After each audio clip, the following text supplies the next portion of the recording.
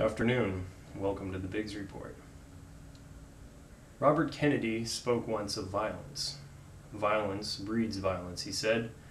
Repression breeds retaliation, and only a cleansing of our whole society can remove this sickness from our souls. More important, as he put it, was the slow violence of a child starving, of one who has no books in their schools. He said that the true violent enemy of our national good was the indifference he saw towards the poor. The pendulum, they say, swings and returns. As society was then threatened by indifference, it is now threatened by the encroaching grasp of control, centralized in the hands of the few. Indeed, we must ask, what is the greater violence to the spirit of a free man? That he be left in his hour of need, or that he be forcibly included in a program that sees him as a number, a statistic, a mere fragment of a national collective, with no more individual right than that dictated and allowed by a council of experts in Washington. For violence, we know, is not a passive thing. It does not happen of its own volition, but is, by definition, the willful act of brazen men.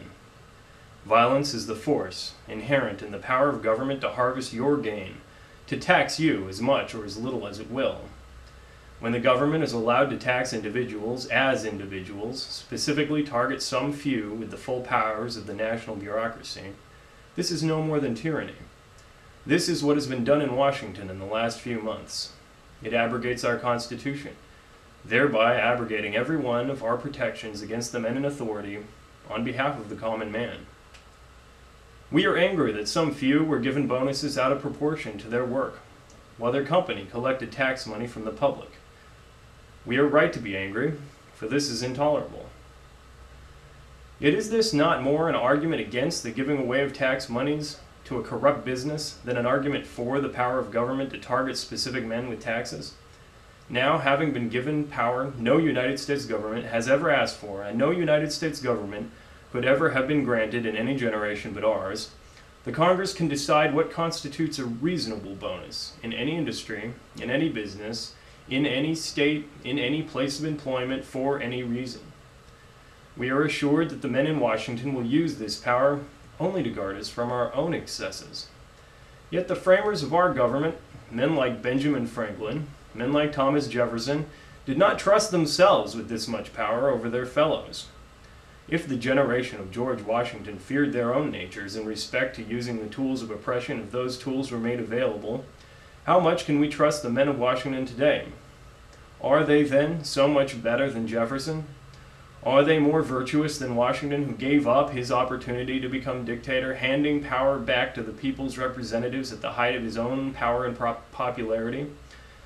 Why should we trust Barney Franks and George Miller with what we did not trust to James Madison or Alexander Hamilton? Is it that the Washington of today is more virtuous than the city, while the man it is named for was still alive? No.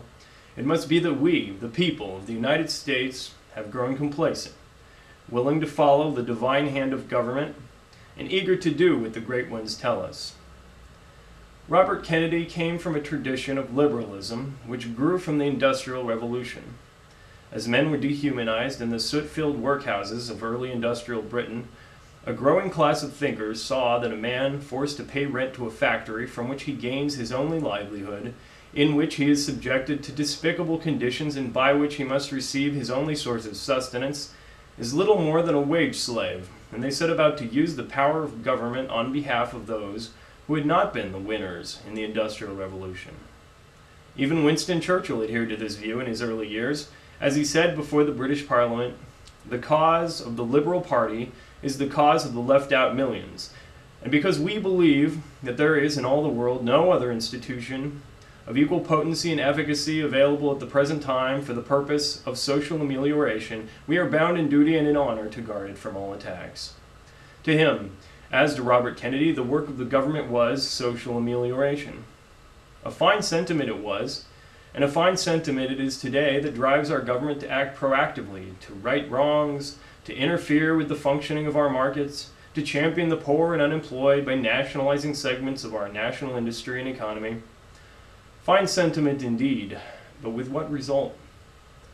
Instead of a worker who lives on the check of the factory owner, who buys from the store of the factory, who rents his bed from the factory, and who is daily punished physically in his dreary toil, we have a citizen who waits for the check of the government handout, gleaned from the taxes cut from his productivity, who works at the company owned by the government with CEOs appointed by the government, receiving pay decided by the government, and if he seeks respite from this cycle, where can he turn?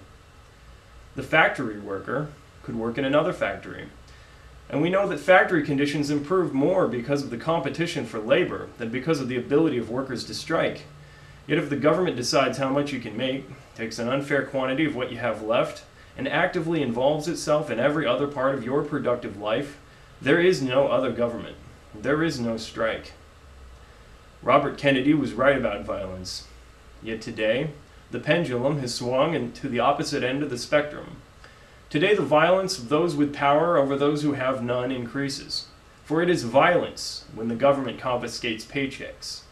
It is violence when a government like Illinois seizes the property of one business to give to another. It is violence when the Congress grants powers unequaled in our history to one man, and he uses this power to hire and fire CEOs as if we were a socialist state with national industries. Let not the brazen few abuse the powerless many. Today, the true spirit of liberalism is to be found in those who guard our liberty against the encroachment of the all-powerful state. Liberalism today is truly seen among those who agree more with Jefferson than with Geithner, those who follow the example of Washington rather than that of Obama. Let us now restore the balance that has been tipped. Like a ship trapped in a heaving tide on a beach, before the deck tilts too far. Let us right this ship, set its course for the open sea, for the far horizon. Before we dash to pieces on these rocks, the hopes of our forefathers for an example of freedom for all mankind.